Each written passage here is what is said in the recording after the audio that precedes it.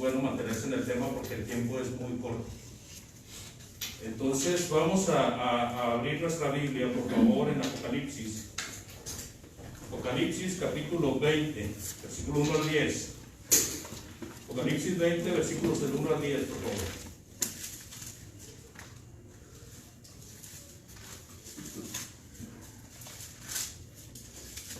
Y si usted me presta la atención, yo le leo, por favor.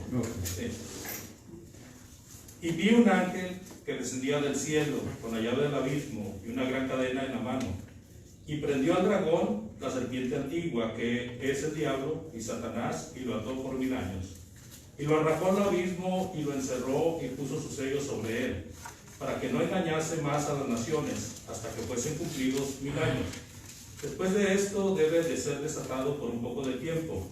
Y vi tronos, y se sentaron sobre ellos los que recibieron facultad de juzgar, y vi las almas de los decapitados por causa del testimonio de Jesús y por la palabra de Dios, los que no habían adorado a la bestia ni a su imagen, y que no recibieron la marca en sus frentes ni en sus manos, y vivieron y reinaron con Cristo 1000 años. Pero los otros muertos no volvieron a vivir hasta que se cumplieron 1000 años. Esta es la primera resurrección. Bienaventurado y santo el que tiene parte en la primera resurrección. La segunda muerte no tiene potestad sobre estos, sino que serán sacerdotes de Dios y de Cristo, y reinarán con él 1000 años. Cuando los 1000 años se cumplan, Satanás será suelto de su prisión, y saldrá a engañar a las naciones que están en los 4 ángulos de la tierra, a Gog, a Magog, a fin de reunirlos para la batalla, el número de los cuales es como la arena del mar. Y subieron sobre la anchura de la tierra, y rodearon el campamento de los santos, y la ciudad amada y de Dios descendió fuego del cielo y los consumió. Y el diablo que los engañaba fue lanzado en el lago de fuego y azufre, donde estaban la bestia y el falso profeta, y serán atormentados día y noche por los siglos de los siglos. Aquí tenemos nosotros un pasaje de la Biblia controversial. Al menos repite 5 veces 1000 años, y repite al menos 2 veces la primera resurrección. Estos 2 temas han sido muy controversiales en el mundo religioso, porque se ignoran los principios con los cuales se debe de estudiar o analizar el libro de Apocalipsis. El libro de Apocalipsis es una revelación, que de hecho en inglés es revelation, y el término Apocalipsis, que es un término transliterado del griego, significa revelación. ¿Qué quiere decir revelación? Bueno, revelación quiere decir algo que no está oculto, algo que no está tapado, algo que no está escondido, algo que salió a la luz, algo que se entiende. Entonces, cuando hablamos del libro de Apocalipsis, hablamos de un libro que se puede entender, porque su nombre lo dice, revelación, no dice misterio, dice revelación. El problema lo vamos a analizar, o lo vamos a visualizar, mejor dicho, en el siguiente argumento que he presentado al menos 2 o 3 veces en el último mes. Hay un hermano que se llama Steve Rudd, que ha hecho un comentario del libro Apocalipsis, y él dice que el libro de Apocalipsis, amados, es el libro más fácil de entender. Había una persona a la que le predicamos el evangelio, entonces yo íbamos a visitar a su esposa y a él. La esposa de él era convertida. Le predicamos el evangelio y el Señor siempre me decía: háblame del Apocalipsis, háblame del Apocalipsis. Es que a mí me gusta tener duro, dice. Le digo, no, pues en toda la Biblia hay golpes y hay suavidad, así es de que le puedo hablar de cualquier parte de la Biblia, pero si usted quiere que le hable del Apocalipsis, no me va a entender nada. Este hermano dice que es el libro más fácil de entender. ¿Se la creemos? Steve Rudd. Bueno, no más que él dice que hay ciertas condiciones para poder entender el libro de Apocalipsis de una manera bien fácil. Primero, tiene que ser judío. Segundo, tiene que ser del tiempo de Cristo y los apóstoles. Tercero, conocer los usos y costumbres de los judíos. Así que si no reunimos esos 3 requisitos, pues para nosotros no es tan fácil, ¿verdad? Lo que quiero, y siempre hago énfasis en esto, y lo he repetido algunas veces, este argumento, porque quiero que entendamos que para los recipientes de esta carta, de este libro, lo que ellos estaban oyendo y que nosotros no alcanzamos a comprender de buenas a primeras, ellos sí lo comprendían. Era un mensaje para ellos directamente.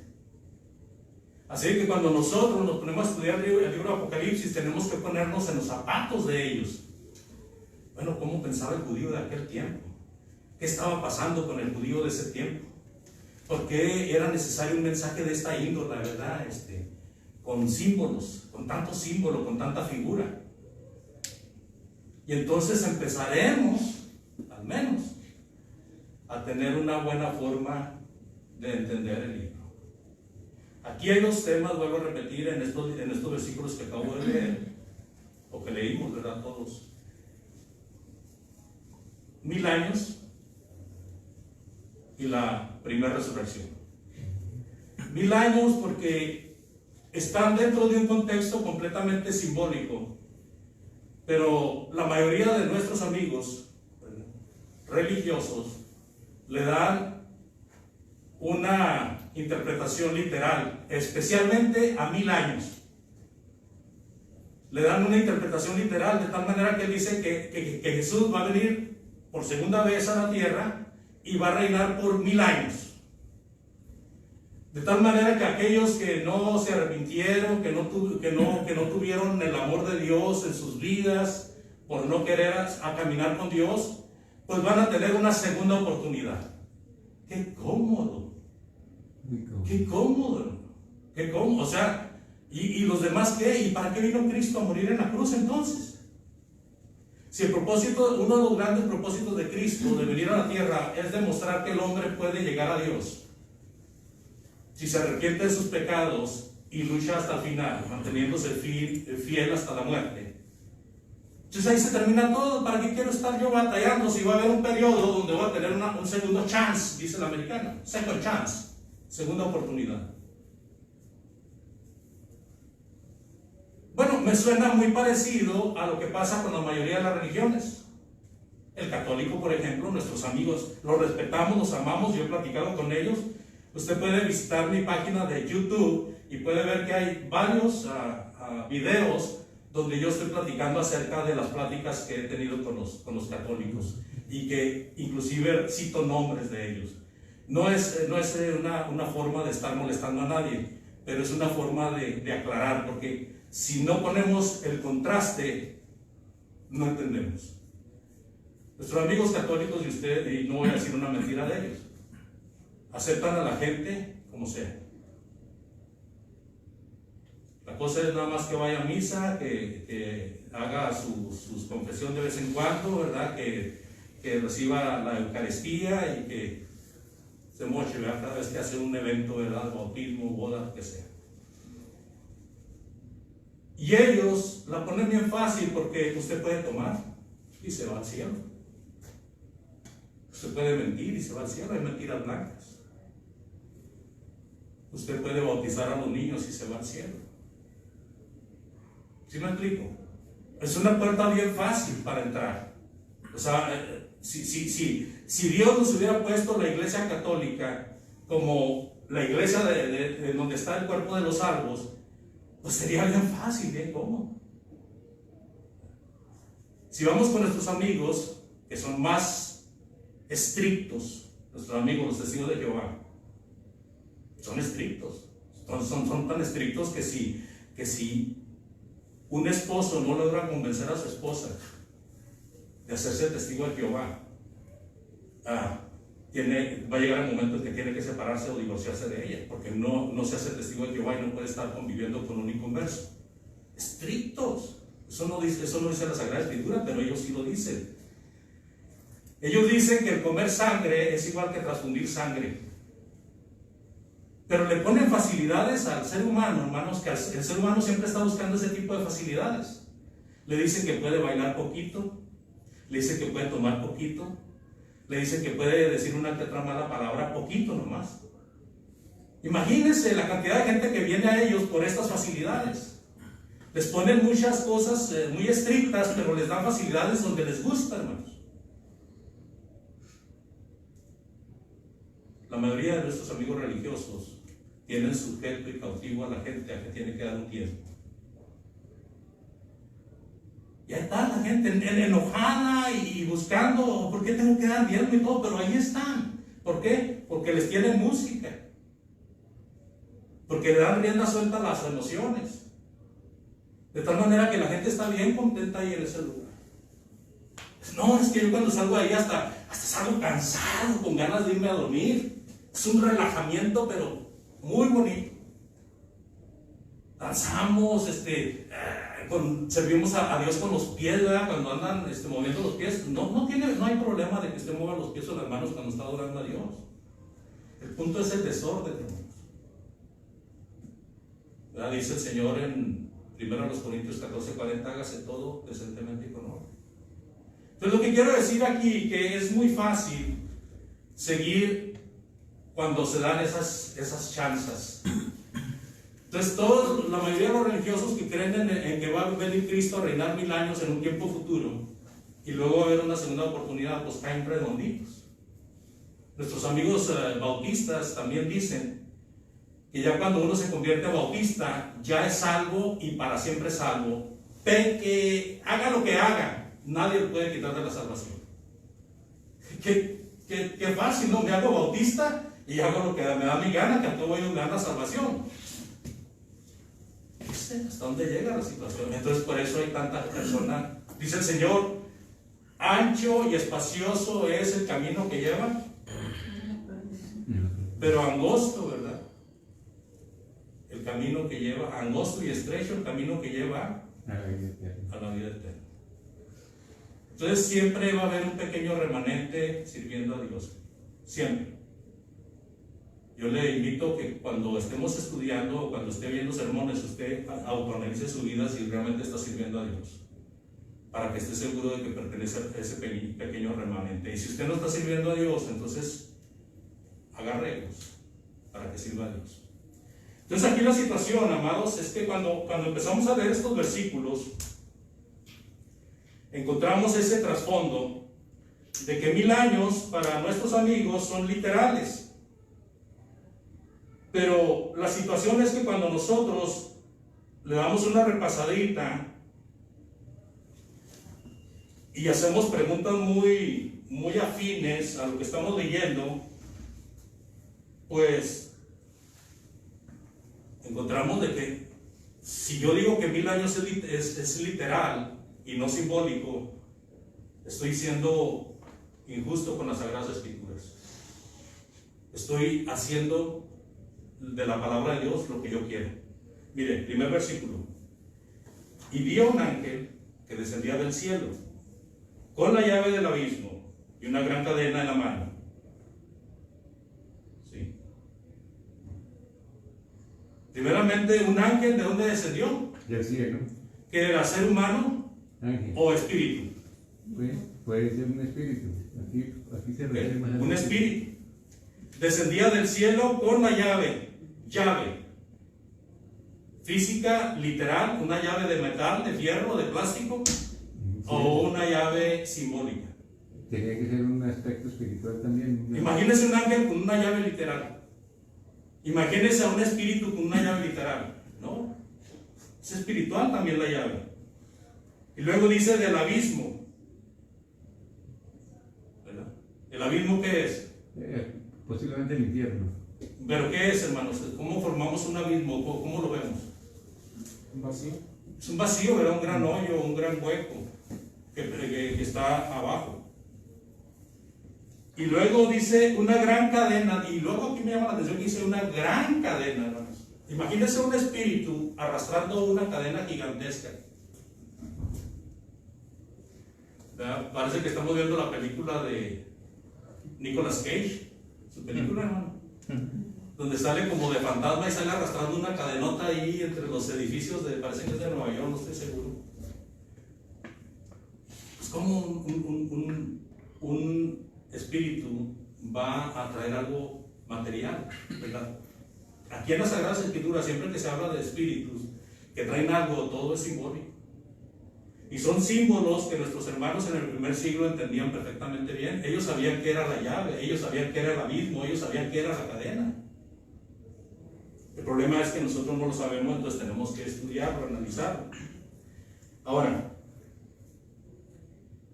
es atado, dice el versículo 1, una gran cadena en la mano, y luego dice el versículo 2 y 3, y prendió al dragón, la serpiente antigua, que es el diablo y Satanás, y lo ató por 1000 años. Pregunta: ¿el ángel prendió a quién? ¿El dragón, el diablo? Aquí mismo explica quién es el dragón, ¿verdad? Y quién es la serpiente. Dice que es el diablo y Satanás. Lo prendió, o sea, vamos a decir que lo agarró. Entonces, un espíritu con otro espíritu sí se dan sus agarradas. Un espíritu contra otro espíritu sí pueden pelear, hermano. Nosotros no podemos pelear con un espíritu, pero un espíritu con un espíritu sí. Entonces, el ángel del cielo es un espíritu, Satanás es un ser espiritual. No me refiero a espiritual a que sea santo, me refiero a que es un ser que no es de carne y de hueso. A eso me refiero, ¿verdad? Porque muchas veces nuestra idea general de espíritu es algo del cielo, pero no, hay espíritus chocarreros, hay espíritus malignos, hay espíritus de Satanás. Entonces aquí la situación es que ¿qué hace el ángel con el diablo? Lo prende, o sea, lo toma, lo agarra, y luego dice, lo ató por 1000 años. ¿Con qué lo ató? Con la cadena que llevaba en la mano. Lo ató con la cadena. El ángel ató al espíritu maligno con la cadena espiritual. Y luego dice que lo arrojó ¿a dónde? Lo arrojó al abismo y lo encerró y puso su sello sobre él para que no engañase más a las naciones. Aquí está el meollo del asunto, hermanos. De que esta lucha espiritual del ángel, que no se dice si era Miguel o Gabriel, no se dice el nombre del ángel, puede que sea otro ángel, pero que tiene poder porque está peleando con otro ser poderoso que es Satanás. Pero dice que lo ató y lo arrojó al abismo y lo encerró y le puso un sello. Dígame, ¿qué de esto es literal? Dígame, trae un sello como el que usan en las tiendas o en los negocios cuando usted va a comprar algo y le ponen el sello ahí de pagado o de recibido. ¿Qué de esto es literal? Pregunto yo. Nada, todo es en el mundo de los espíritus, hermano. Es en el mundo espiritual. Cadena, llave, abismo, sello, todo es en el mundo espiritual. Entonces dice que lo arrojó al abismo y pudiéramos preguntarnos, bueno, ¿y de qué tamaño es el abismo que arrojó a Satanás? Porque dice la palabra de Dios que Satanás bajó del cielo y con su cola arrastró a la tercera parte de las estrellas, hermano. Imagínense qué dimensión tiene este ser para que haya arrastrado a la tercera parte de las estrellas. O sea, dividimos todas las estrellas del universo en 3 partes, 1, 2, 3. Él arrastró una tercera parte. ¿Qué dimensión tendría este ser? ¿En cuál abismo literal puede caber este ser? En ninguno. En ninguno. Tiene que ser un abismo simbólico. Simbólico. Entonces, amados, dice el versículo 2 y 3, y prendió al dragón, la serpiente antigua, que es el diablo y Satanás, y lo ató por 1000 años, y lo arrojó al abismo, y lo encerró, y puso su sello sobre él, para que ya, aquí está el meollo del asunto, para que el ángel, la llave, la cadena, el sello, el abismo, ¿para qué? Para que ya no engañase más a las naciones. Satanás, antes de esto, estaba desatado.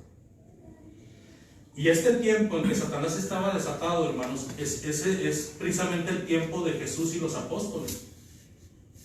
donde a Satanás le gustaba hacer de las suyas con mucha libertad. No tenía la cadena, no estaba dentro del abismo, actuaba con mucha libertad. De tal manera que había posesiones en aquel tiempo. De tal manera que si un hombre quería servir a Dios, Satanás podía meterse en la persona y decirle, no le vas a servir. Dígame, ¿ahora existe eso? No. Los posesionados que yo he visto, pues no están posesionados. Bueno, la idea es bien fácil. Cuando estamos sirviendo a Dios, el diablo no tiene control sobre nosotros. El que nos controla es Dios. Pero si no estamos sirviendo a Dios, pues lógicamente que nosotros tenemos la influencia del maligno. Porque el mismo maligno es el que nos está manteniendo afuera del servicio a Dios. Pero está atado en el aspecto de que a los que están caminando con el Señor, el diablo no les puede hacer daño. Ahora, muchas personas allá afuera, muchos amigos y aún hermanos de la iglesia de Cristo, han salido con la cosa de que no, pues el diablo me sacó, es que el diablo me tentó y caí. Bueno, ahí tiene razón, el diablo lo tienta nada más, pero no lo tumba. Usted se cae solo, porque quiere, o sola. ¿Sí? O sea, cada vez que pecamos, hermanos, cada vez que nos apartamos de Dios es por nuestra propia decisión. Nuestra propia responsabilidad. ¿Sí?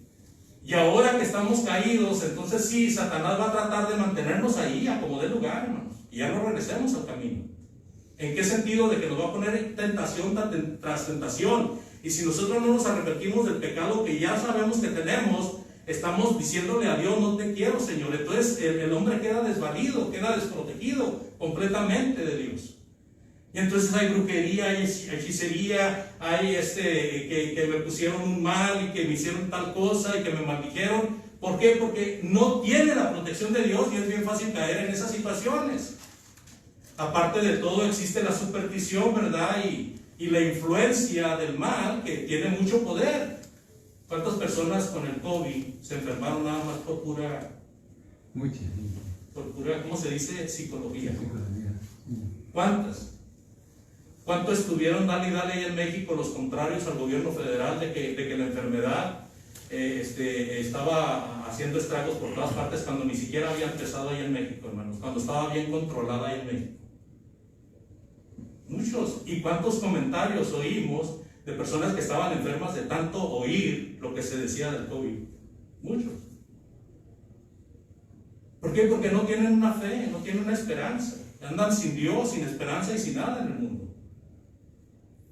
Entonces Satanás tiene poder cuando nosotros estamos separados de Dios. Cuando nosotros no queremos nada con Dios, es bien fácil de saber. No amamos la obra del Señor. Cualquier cosa es pretexto y motivo para separarnos de la obra del Señor. Y la obra del Señor, hermano, requiere nuestra responsabilidad, requiere nuestra participación, requiere nuestra comunión, de tal manera que estemos fuertes para hacerle frente a Satanás. Si yo estoy teniendo alguna debilidad, yo con mucho gusto le pido a mis hermanos que oren por mí, porque hay hermanos fieles que van a estar orando por mí. Pero si el cuerpo de Cristo está desbaratado y cada quien está jalando para su lado, es muy difícil eso.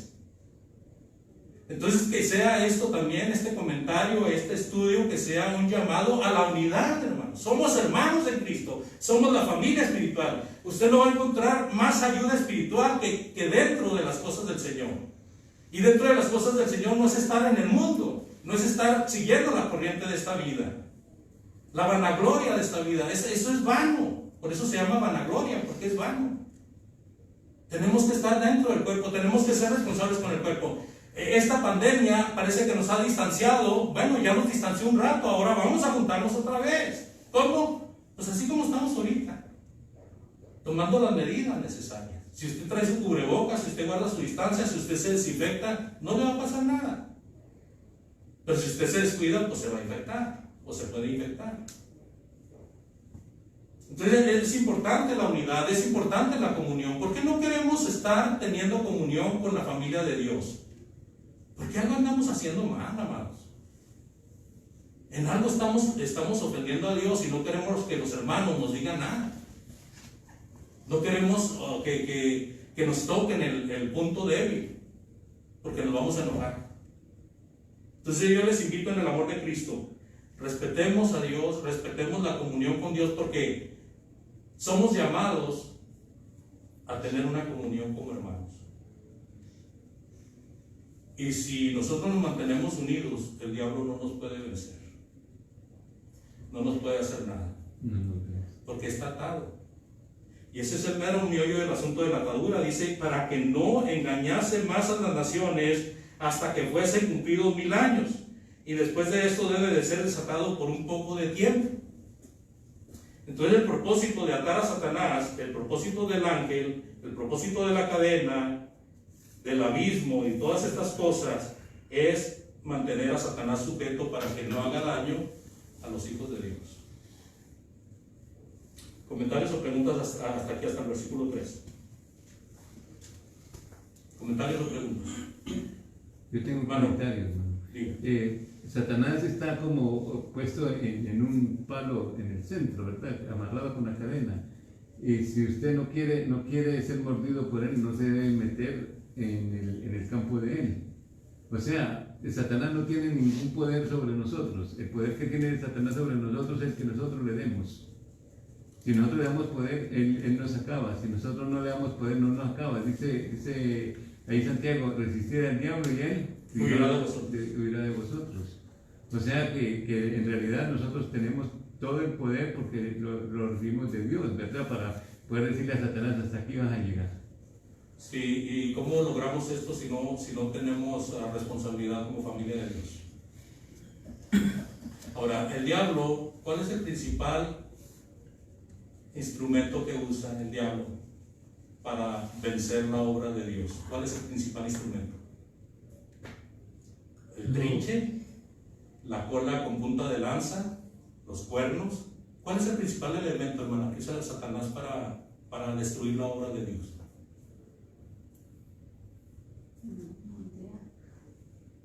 Lo bonito. ¿Mande? Lo bonito. Ahí más o menos le pegó, no voy a decir, pero sí más o menos le pegó porque dice que los ministros de Dios se disfrazan como ministros de justicia, y no es de sorpresa porque el mismo Satanás se disfraza como ángel de luz. Entonces, ¿cuál es la herramienta principal? Si es el ángel del Averno y se disfraza como ángel de luz, ¿cuál es su herramienta principal? De hermosura. ¿No? ¿El engaño? El engaño. Aquí lo dice, mire, dice, para que no engañase, esa es su herramienta principal, hermanos. Para que no engañase más a las naciones. ¿Qué hicieron las naciones cuando estaban los hermanos del primer siglo siendo perseguidos? ¿Qué hicieron las naciones? Se unieron, hermanos, al imperio romano para destruir a los cristianos. ¿Sí me explico? Cuando nosotros leemos en el capítulo 17 y 18 de Apocalipsis, encontramos que Dios destruyó a la ramera, que es conocida en las Sagradas Escrituras también como la Babilonia la Grande, y que se aplica a la ciudad que estaba persiguiendo a los cristianos. Y luego en el capítulo 19, que es el anterior a este que estamos analizando, Dios destruye a las dos bestias, a la bestia que surge del mar y a la bestia que surge de la tierra. La bestia que surge del mar es el emperador, y la bestia que surge de la tierra es el que le da luz al emperador. Tienen que adorar al emperador. El emperador es Dios, es divino, tienen que adorarlo. El que no lo adore va a tener que ser desechado, ni se le va a poder dar comida, ni va a poder comprar, ni va a poder trabajar, ni va a poder hacer nada, se va a morir.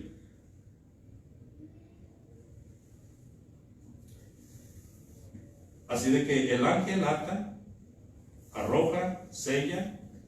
Satanás ha sido sujeto gracias al trabajo de Cristo. Cuando Cristo murió en la cruz, hermanos, ¿qué cree que estaba en la mente? Cuando estaba muriendo, antes de morir, cuando estaba muriendo, ¿qué cree que estaba en la mente de los enemigos de Cristo? El triunfo que había triunfado. Hemos derrotado al que se decía el Hijo de Dios. Y si es el Hijo de Dios, pues lo derrotamos, ¿verdad? Si es el Rey de los judíos, lo derrotamos. Y cuando murió, hermanos, ¿qué pasó? Que hubo un temblor, que se partió la cortina del templo en dos, y que muchos muertos fueron recibidos en su casa. ¿Qué pasó?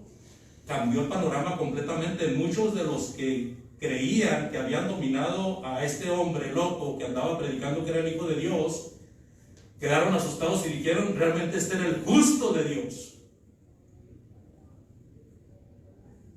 Quedaron, muchos de ellos ahí quedaron vencidos. Porque en la muerte, hermanos, en la muerte de Jesús estuvo la victoria. En la muerte de los hermanos del primer siglo estaba la victoria. Mientras estaban vivos, estaban siendo perseguidos, estaban siendo menospreciados, estaban sufriendo de una y mil formas. Pero cuando mueren fieles, hermanos, esa es la victoria. Por eso el Señor Jesucristo dice, ¿dónde está, oh muerte, tu aguijón? Y dice que el postrer enemigo a derrotar es la muerte. Entonces Jesús muere en la cruz. ¿Y sabe por qué es la victoria de Jesús cuando Él muere en la cruz? Porque mientras Él estaba vivo, aunque estuviera crucificado, Él podía pecar, hermanos. Por ejemplo, si está viendo a aquellos que lo crucificaron y en vez de decir, Padre, perdónalos, no saben lo que hacen. En vez de eso les dice, malditos, pero van a ver cómo les va a ir. Ahí ya falló el Señor. ¿Sí me explico? Aún en la cruz, amados, el Señor estuvo cumpliendo con las Sagradas Escrituras. Escrito está, escrito está. Cuando dijo, Dios mío, ¿por qué me has desamparado? Ya estaba escrito en el Salmo 22. Cuando dijo, en tus manos encomiendo mi espíritu, también ya estaba escrito. Cuando dijo, consumado es, todo ha sido consumado. O sea, terminó con todo lo que tenía que hacer mientras estaba en su ministerio. Porque el Señor hasta ahorita sigue trabajando, pero ahora desde arriba. Él sigue edificando su iglesia. Él sigue estando supervisando su iglesia. Satanás ahora, que ha sido limitado, no puede obrar libremente porque en la obra de Cristo lo ató. No puede perseguir mundialmente. Hay mucha persecución ahorita, ¿sí sabe usted? Pero yo le pregunto, ¿hay más persecución? ¿Hay más personas perseguidas que supuestamente sirven a Cristo que personas no perseguidas? ¿Qué hay más? Es que las persecuciones que hay se pueden contar con los dedos, hermanos. Y aparte, la mayoría de los que están siendo perseguidos son católicos, son pentecosteses. Si están persiguiendo a hermanos en Cristo es raro porque es más pequeño el número. Hermanos en Cristo es más pequeño el número, por lo tanto hay menos persecución en contra de hermanos en Cristo porque es más pequeño el número. No digo que no haya, sí hay, todo el tiempo ha habido persecución. Pero la persecución que había en el primer siglo, hermano, era encarnizada. Y era mundial contra los cristianos. Aquí estamos reunidos. ¿Quién nos puede venir a estorbar aquí? ¿Tenemos que reunirnos escondidas? No, tenemos una libertad para reunirnos. Que hay lugares donde hermanos se tienen que... En China hay hermanos que se tienen que andar escondiendo a las autoridades porque es prohibido ser cristiano. En China es prohibido ser cristiano. En Mozambique hay mucha lucha de las denominaciones contra los cristianos. En Japón, en el Medio Oriente, hermanos, donde está el corazón de los musulmanes.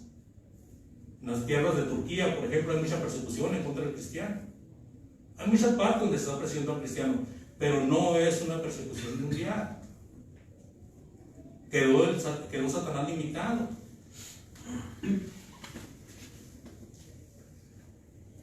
¿Cómo trabajaba Satanás en el tiempo de Cristo? Marcos capítulo 5, versículo del 1 al 5. Ahora sí voy a pedir la ayuda de alguien que quiera leer. Marcos 5, del 1 al 5, por favor.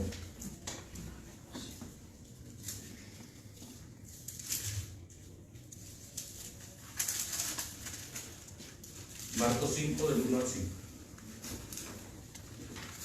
Vinieron al otro lado del mar, a la región de los Gadarenos, y cuando salió él de la barca, enseguida vino a su encuentro de los sepulcros un hombre con un espíritu inmundo, que tenía su morada en los los sepulcros y nadie podía atarle ni aun con cadenas, porque muchas veces había sido atado con grillos y cadenas, mas las cadenas habían sido hechas pedazos por él y desmenuzados los grillos y nadie le podía dominar. Y siempre de día y de noche andaba dando voces en los montes y en los sepulcros, hiriéndose con piedras. Y dice la versión de nueva traducción viviente, dice con piedras afiladas. Fíjense lo que hacía este hombre.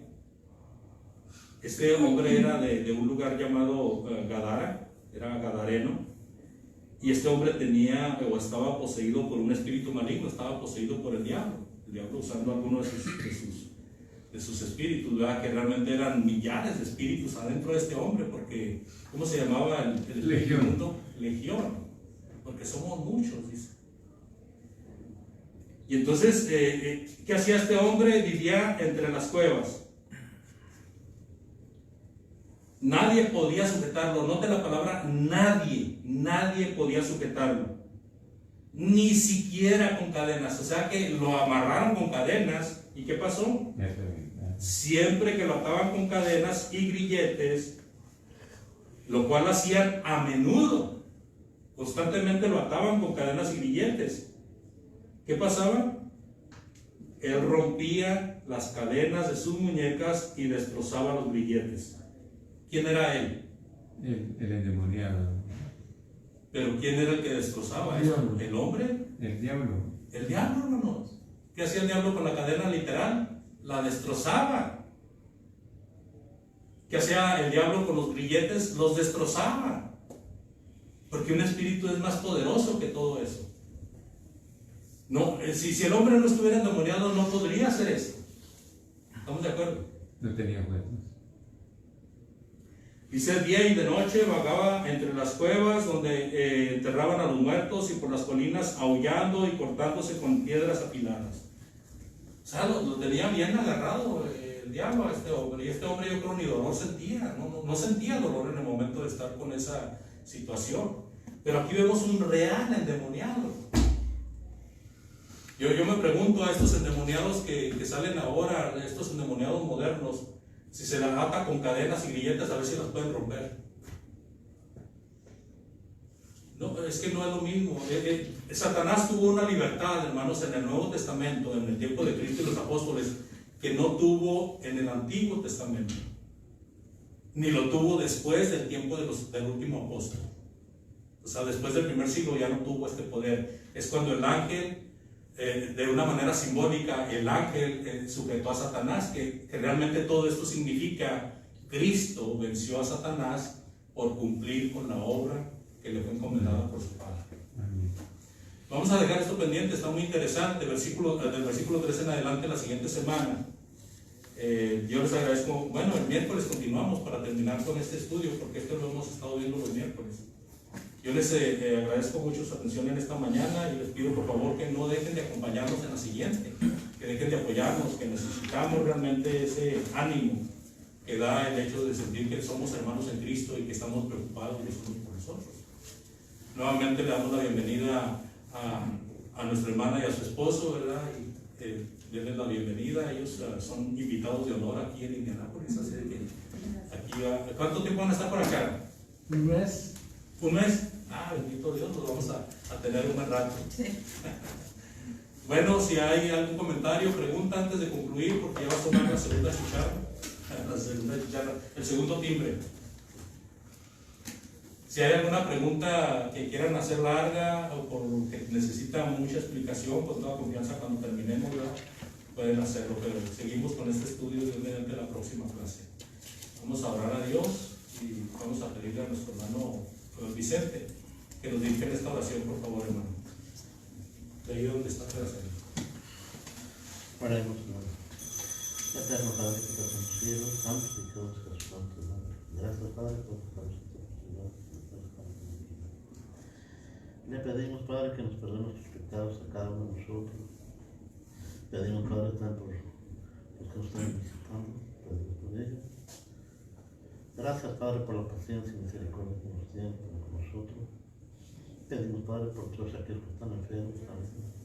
Y también, Padre, pedimos que nos ayude en este momento y que nos cuide de todo mal, de todo peligro, mucho menos con este epidemia que tenemos, Padre. Pedimos por todos nuestros hermanos que se encuentran por diferentes partes del mundo, ya que sabemos que en este día se reúnen para adorar en espíritu y en verdad. También, Padre, pedimos por nuestros hermanos de habla inglés, por aquellos que están enfermos. Ayúdanos para reunirnos con ellos y terminar nuestro estudio, tomar la cena de nuestros amigos. Un mandato que hicimos hoy en día en nuestro mundo. También, Padre, pido por la familia. Todo esto se lo pedimos y lloramos en el nombre de nuestro Señor Jesucristo. Amén. Dios los bendiga. Gracias por todo.